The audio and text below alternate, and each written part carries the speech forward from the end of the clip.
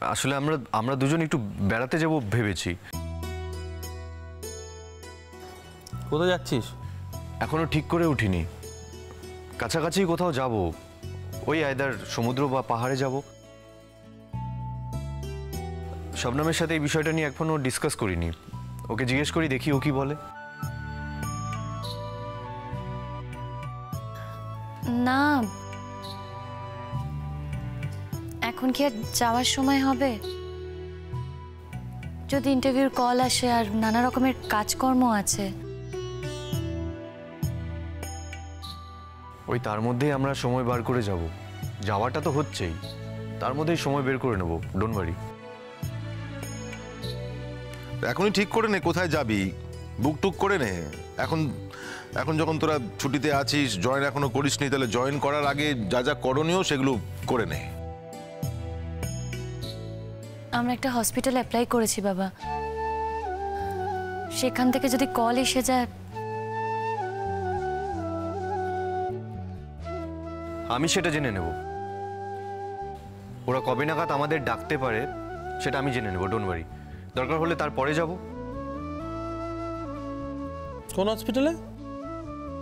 এই কাছাকাছি একটা হাসপাতাল নতুন খুলেছে না, পিএ গ্রুপের। ও বাবা, ওটা তো খুবই বড় হাসপাতাল। হ্যাঁ, অ্যাপ্লাই করেছি, দেখি চান্স পাই কিনা। আচ্ছা, তোমরা চান্স না পেলে আর কারা পাবে? তোমরা এত ভালো পড়াশোনা, এত ভালো ছেলে মেয়ে। আচ্ছা, তোমাদের নিজেদের ওপর এত কনফিডেন্সের অভাব কেন? না, আরো ভালো ছেলে মেয়েরা তো অ্যাপ্লাই করেছে, ওরাও দেখুক, ইন্টারভিউ নিক, তারপর দেখা যাক কি হয়। বলছি, ফুলকাকিকে দেখছি না, তুমি জানো ফুলকাকি কোথায়?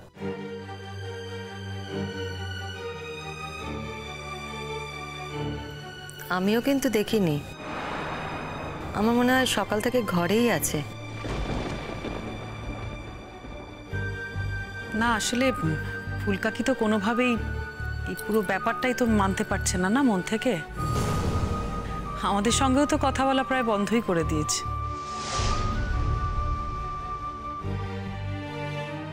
ছেড়ে দাও মহুয়া, ওটা ওটা ঠিক হয়ে যাবে, সময়ের সঙ্গে সঙ্গে ঠিক হয়ে যাবে। আর যদি ঠিক না হয় তাহলে এই অশান্তি বুকে নিয়ে বেঁচে থাকবে, আমাদের তো কারোর কিছু করার নেই। আমার খুব খারাপ লাগছে বাবা, যে আমার জন্য। খারাপ লেগে তো আর কোনো লাভ নেই, খারাপ লেগে কি করবে শবনম? আর তাছাড়া এটাতে তো তোমার কোনো হাত নেই, তাই না? তোমার শাশুড়ি তোমাকে পছন্দ করেন না, তাই বলে কি তুমি যশকে ফিরিয়ে দেবে? সেটা তো হতে পারে না।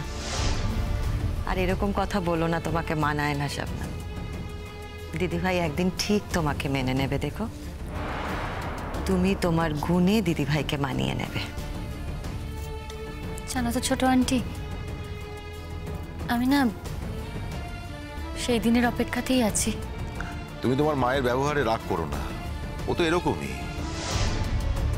আর দেখো, তুমি যদি ওকে বশ করতে পারো তাহলে সেটা একটা মিরাকেল হবে। আমি মায়ের ওপর কোনোদিনও রাগ করিনি বাবা, আর মায়ের ওপর তো রাগ করার কিছু নেই। দেখো, মা যেটা করছে সেটাই স্বাভাবিক। নিজের ছেলেকে যত্ন করে বড় করেছে, সে তো চাইবেই নিজের পছন্দ মতো মেয়ের সাথে তার ছেলের বিয়ে হোক।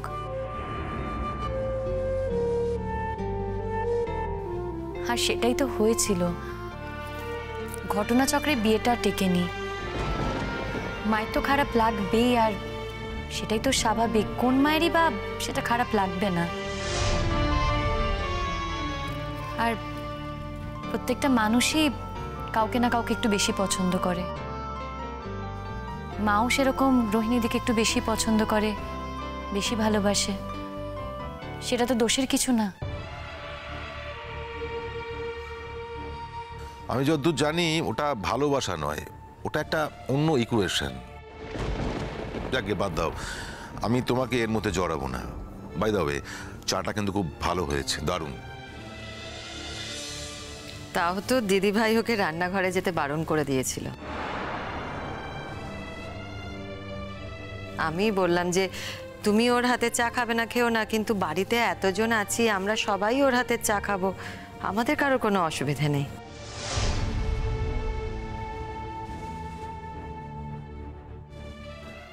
আমার মনে হয় সব ব্যাপারে এত বেশি রিভোল্ট না করাই ভালো।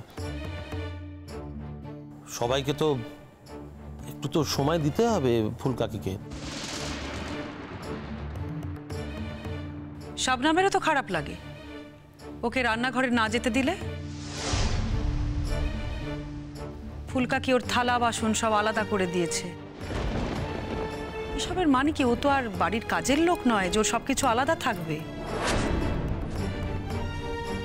মহুয়াদি, এই বাড়িতে যখন প্রথম এসেছিলাম কাজের লোকের পরিচয়তেই ছিলাম।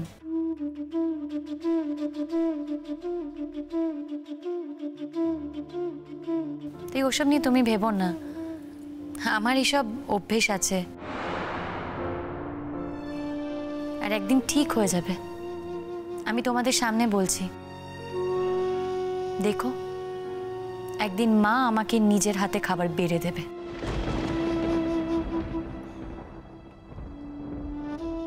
আমিও সেই দিনটার জন্য অপেক্ষায় থাকবো। আমি অপেক্ষায় আছি বাবা, কিন্তু ততদিন পর্যন্ত কত যে ঝড়ঝাপটা আসবে সেই ভেবে আমি তথস্থ হয়ে আছি। এই তো দিদিভাই। কি ব্যাপার দিদিভাই, কোথায় যাচ্ছ তুমি? মানে সকালে তো কিছু বললে না যে তুমি কোথাও যাবে। তোমাদের কি মনে হয়েছিল আমার যাওয়ার কোনো জায়গা নেই? ফুলকাকি, তুমি কোথায় যাচ্ছ?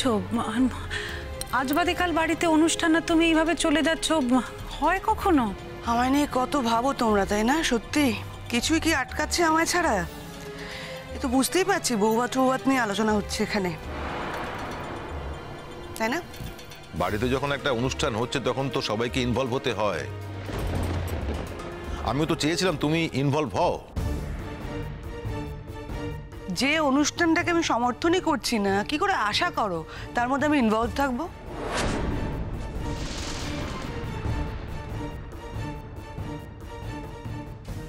কোথায় যাচ্ছ মা তুমি? মা কোথায় যাচ্ছে সেটা আজকের দিনে জানা কি খুব দরকার আছে তোমার কাছে?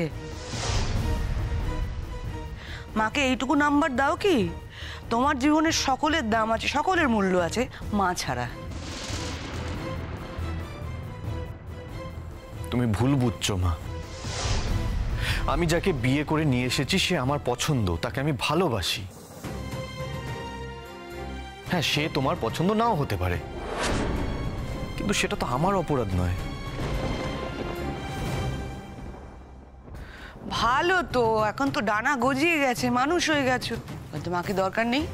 এখন যাকে দরকার তাকে নিয়ে সংসার করো। মা কোথায় যাচ্ছে তোমার কি দরকার?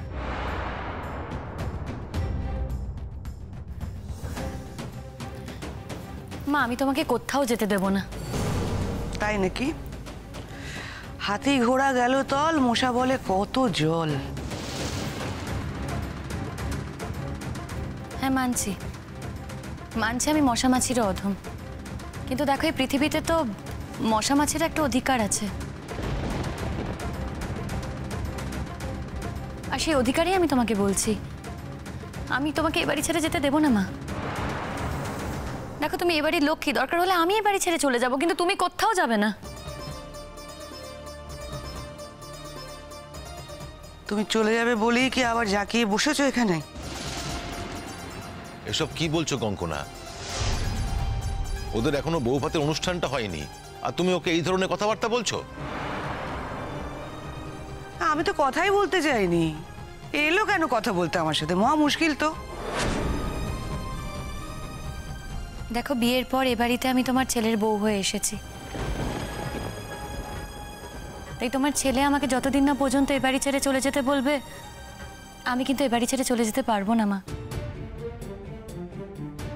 কিন্তু তোমার ছেলে যেদিন আমাকে বলবে এ বাড়ি ছেড়ে চলে যাও, সেদিন আমি চলে যাব। এই বাড়ির দিকে ফিরেও তাকাবো না মা। ততদিন পর্যন্ত যে আমাকে এই বাড়িতে থাকতেই হবে মা। কি কথা হচ্ছে এসব? কি কথা হচ্ছে এসব? আমি তোমাকে এই বাড়ি ছেড়ে চলে যেতে বলবো? How could you even think about this Shabnam? আমি বলবো তোমাকে এই বাড়ি ছেড়ে চলে যেতে? দেখো,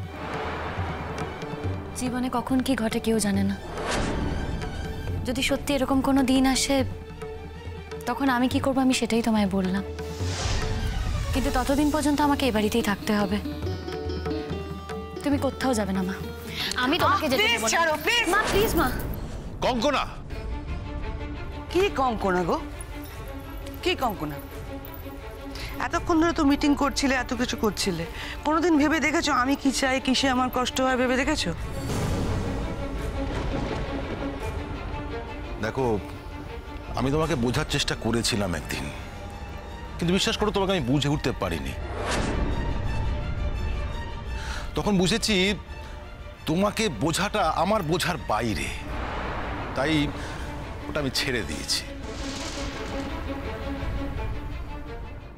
কিসে তোমার আনন্দ হয়, কিসে তোমার কষ্ট হয়, সেই হিসেবটা আমি কোনোদিন মেলাতে পারিনি। যেমন আজ শবনম এই বাড়িতে এসেছে, তোমার আনন্দ হচ্ছে না, তোমার কষ্ট হচ্ছে, তুমি দুঃখ পাচ্ছ। তুমি চেয়েছো এই বাড়িতে রোহিণীকে, তাই কিভাবে তোমার সঙ্গে আমার হিসেবটা মিলবে বলতে পারো তুমি? মিলবে না তো। মিলে না তো, মেলেনি তো, তাই তো আমি চলে যাচ্ছি। থাকো, এই মেয়েকে নিয়ে আনন্দ করো, মজা করে থাকো। আমার যখন এ বাড়িতে কোনো প্রয়োজন নেই আমি থাকবো না।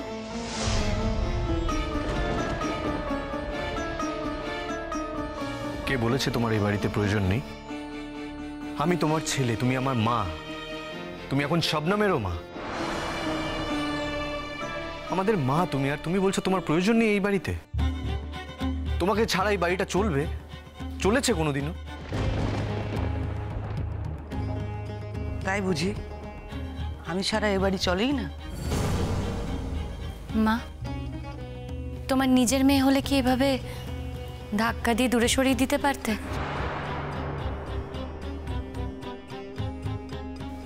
পারতে না কিন্তু মা। হ্যাঁ, আমি তোমার নিজের মেয়ে নই, কিন্তু মেয়ের মতো তো।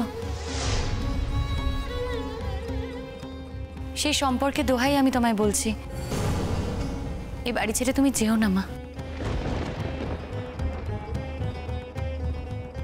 আমাকে যদি জোর করে এ বাড়িতে রাখতেই হয় তাহলে এসব নাটক বন্ধ করতে হবে।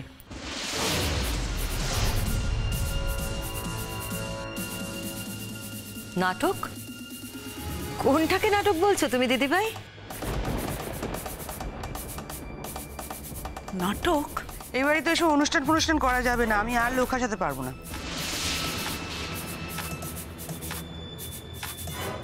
যে আমার আসলে বৌমা, তাকে তো তাড়িয়ে দেওয়া হয়েছে। মৃত্যুর সাথে পাঞ্জা লড়েছে মেয়েটা। মাত্র দুদিন আগে ছাড়া পেয়েছে নার্সিংহোম থেকে। তার মধ্যে নতুন বৌমা নিয়ে আনন্দ করার প্ল্যান হচ্ছে। তোমরা কি মানুষ?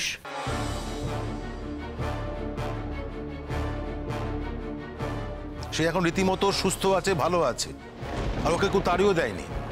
দুজনে বনিবনা হচ্ছিল না, তাই ডিভোর্স হয়েছে। আর দয়া করে এটা বলো না ওদের ডিভোর্স হয়ে গেছে, ওকে এ বাড়ির বউ বলে রেফারেন্স দিয়ে কথা বলা যায় না কঙ্কনা, না? এসব তো হিসেবের কথা। হিসেবের বাইরেও অনেক বেহিসাব থাকে এই পৃথিবীতে। তোমরা ভুলে যেতেই পারো, কিন্তু আমি কোনোদিন ভুলবো না যে এ বাড়ির বউ রোহিণীই ছিল। চিরদিন ওই এ বাড়ির বউ থাকবে। এখন কি করে হবে মা? তাই জন্য তো বয়কট করছে অনুষ্ঠানটাতে। আমি এসবের মধ্যে নেই। তোমাদের অনুষ্ঠান মিটে যাক, তারপর কোথায় আর থাকবো? এখানেই ফিরে আসবো। আমারও তো অধিকার আছে এ বাড়িতে। বেশ মা, আমি তোমাকে কথা দিচ্ছি, এই বাড়িতে কোনো বৌভাতের অনুষ্ঠান হবে না।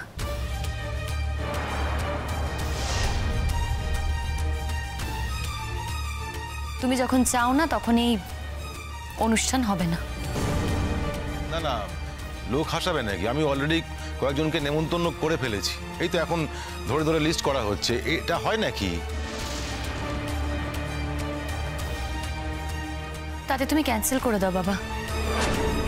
বলো যে অনিবার্য কারণেই অনুষ্ঠানটা হচ্ছে না। বলো পরে হবে। পরে মানে কোনো দিনই হবে না। হবে না মা, এটার কথার কথা। আমি বলতে চাইনি এটা। দেখো, বাড়িতে একটা অনুষ্ঠান হবে, আর বাড়ির আসল মানুষটা যদি সেই অনুষ্ঠান থেকে মুখ ফিরিয়ে থাকে তাহলে তো সেই অনুষ্ঠান করার কোনো মানেই নেই।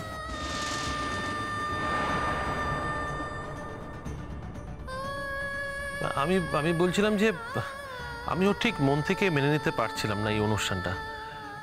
পাড়ার লোক কি বলবে, আর রোহিণীর কথাটা আমাদের সকলের একবার ভাবা দরকার। ওরও তো মনের ওপর সাংঘাতিক একটা চাপ পড়বে। তাই আমার মনে হয় অনুষ্ঠানটা না হলেই সবার জন্যই ভালো।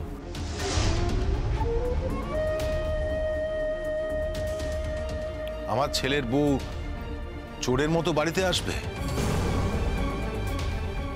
বাবা, লোক জানিয়ে অনুষ্ঠান করে কাউকে কিছু প্রমাণ করতে হবে না। লোকে এমনিই জানবে।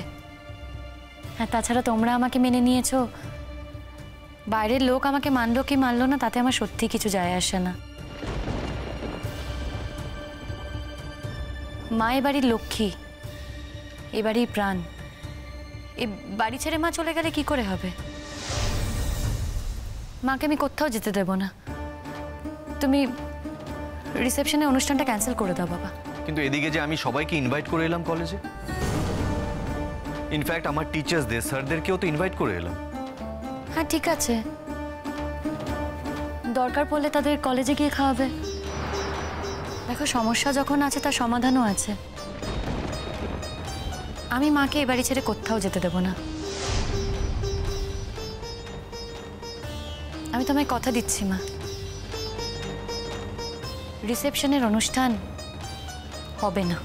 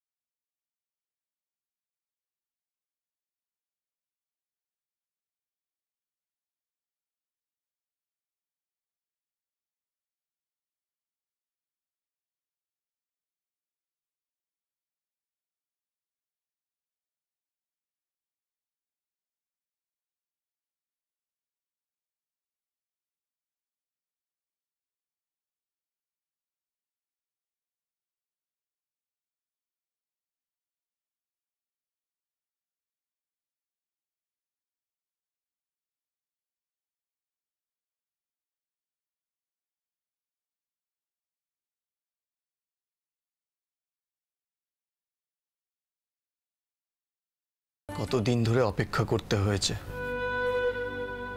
আজকের এই দিনটাকে কাছে পাওয়ার জন্য। শবনম, আমার মনে হয় এবার এই পৃথিবীতে আর কেউ কোনোদিনও আমাদেরকে আলাদা করতে পারবে না, কখনো পারবে না।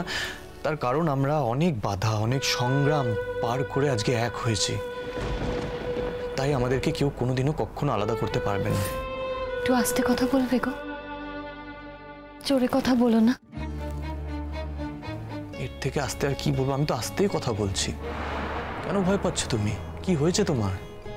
জানি না, খালি মনে হয় যে আমরা এক হলেই আমাদের হয়তো কেউ আলাদা করে দেবে।